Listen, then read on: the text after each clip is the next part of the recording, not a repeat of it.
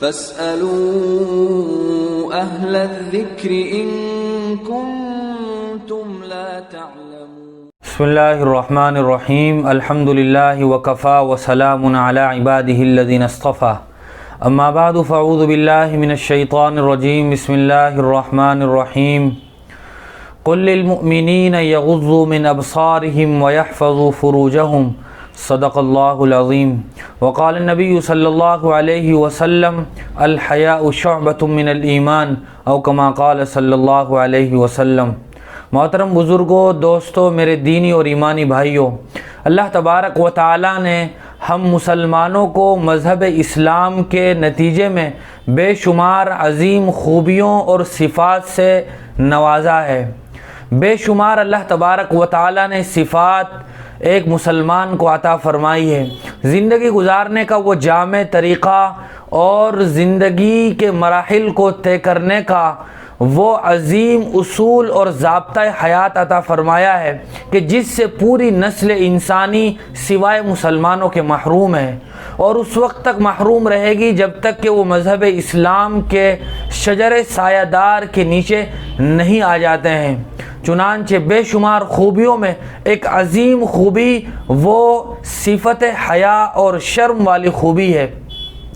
اللہ تبارک و تعالی نے قرآن مجید میں جا بجا انسان کو اس عظیم صفت سے باخبر کیا ہے، اور جناب نبی کریم صلی اللہ علیہ وسلم نے بھی اپنی زندگی میں اپنے عمل کے ذریعے سے بھی اور اپنے اقوال اور احادیث شریفہ کے ذریعے سے بھی انسانی دنیا کو اس عظیم صفت سے باخبر اور آگاہ کیا ہے.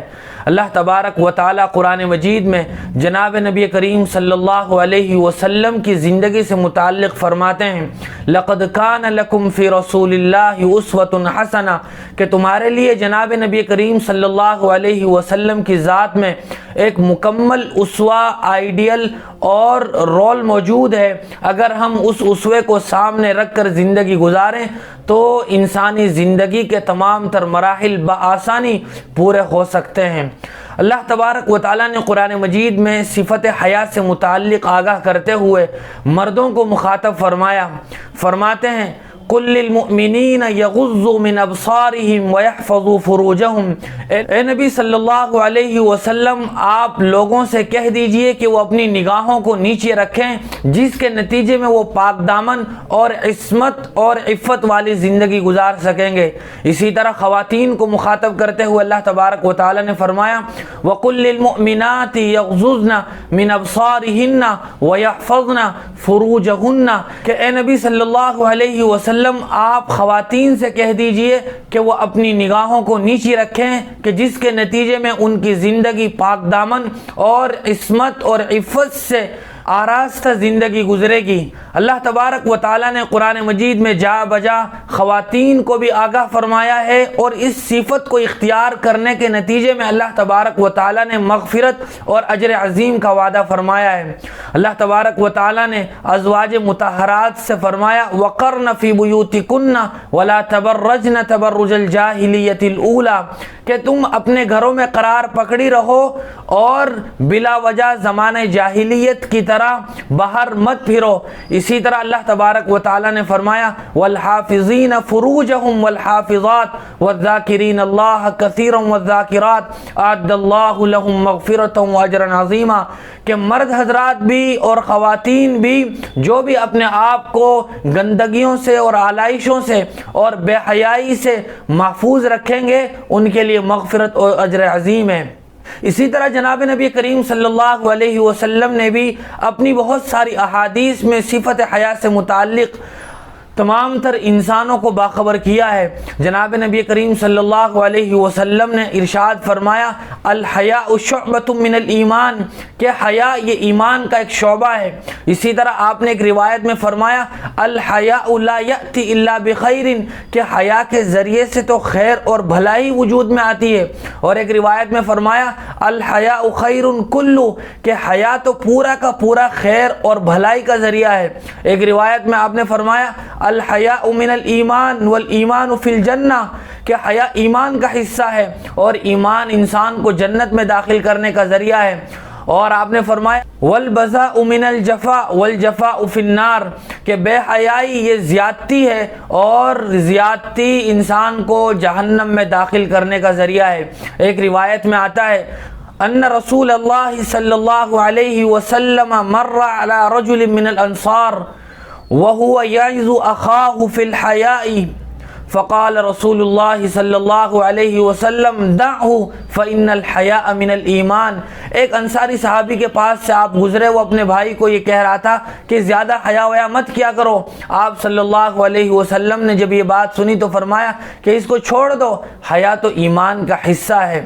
اسی طرح آپ صلی اللہ علیہ وسلم نے اپنی ایک روایت میں ارشاد فرمایا ہے اربع من سنن المرسلین الحیاء والتعطر والسواک والنکاح کہ 4 صفات ایسی ہیں جو تمام تر انبیاء میں موجود رہی ہیں، ان میں سے ایک صفت حیا بھی ہے۔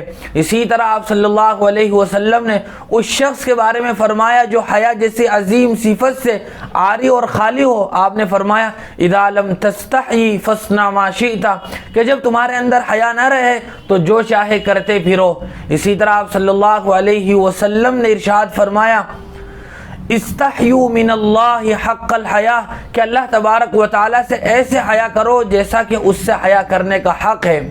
اور حیا کرنے والوں کی صفات کا تذکرہ کرتے ہوئے اللہ تبارک و تعالیٰ نے قرآن مجید میں ارشاد فرمایا حضرت شعیب علیہ السلام نے جب اپنی صاحبزادی کو حضرت موسیٰ علیہ السلام کو بلانے کے لیے بھیجا تو ان کی اس میانہ روی اور اعتدال والی چال کا تذکرہ کرتے ہوئے اللہ فرماتے ہیں فجاءتہ احداہما تمشی علی استحیاء کہ وہ شرماتی ہوئی حضرت موسیٰ علیہ السلام کے پاس آئی۔ قرآن مجید کا حصہ بنا دیا گیا چونکہ ان کے اندر صفت حیا جیسی عظیم صفت موجود تھی، اور اللہ تبارک و تعالیٰ نے ان کی تعریف فرمائی۔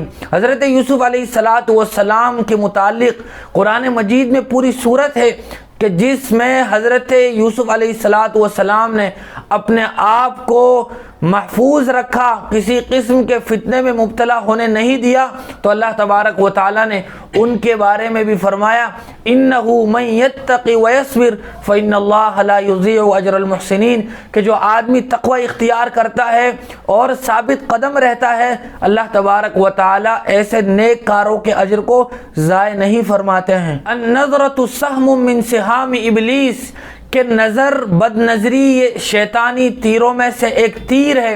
آتاہ اللہ ایمانا یجد حلاوتہ فی قلبہ کہ جو آدمی بد نظری کو اللہ کی رضامندی کی خاطر چھوڑ دے گا تو اللہ تبارک و تعالیٰ اسے ایمانی حلاوت عطا فرمائیں گے۔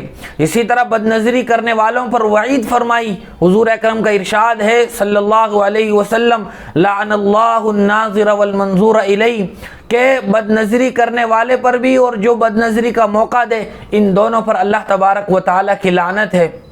لیکن موجودہ زمانے میں جب ہم دیکھتے ہیں تو آج کا ہمارا یہ معاشرہ اور سوسائٹی اور سماج میں پنپنے والے نئے طرز اور نئی تہذیبیں، نئے طرز وہ ہیں جو انسان کو راہ حق سے ہٹا کر فحاشیت اور عریانیت کی طرف لے جا رہے ہیں۔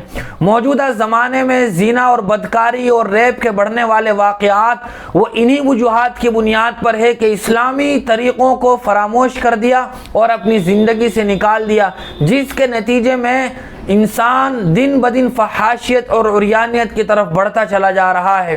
یہی وجہ ہے کہ موجودہ زمانے میں لوگوں نے بھی یہی طریقہ اپنایا اور اسی کے نتیجے میں دن بدن ایسے واقعات بڑھتے چلے جا رہے ہیں جو انسانیت کو شرمسار کر دینے والے ہیں۔ آج بھی اگر ہم چاہتے ہیں کہ ہمارے ملک سے ان بدترین برائیوں کا خاتمہ ہو تو ہمیں اپنا رشتہ مضبوطی کے ساتھ نبی کریم صلی اللہ علیہ وسلم کی سیرت عالیہ سے وابستہ کرنا پڑے گا۔ ہمیں انہی قرآنی احکامات اور نبوی ارشادات کی طرف آنا پڑے گا جو کتاب و سنت میں مذکور ہیں۔ اللہ تعالی ہم سب کو صحیح سمجھ کر عمل کی توفیق نصیب فرمائے۔ وآخر دعوانا ان الحمد للہ رب العالمین۔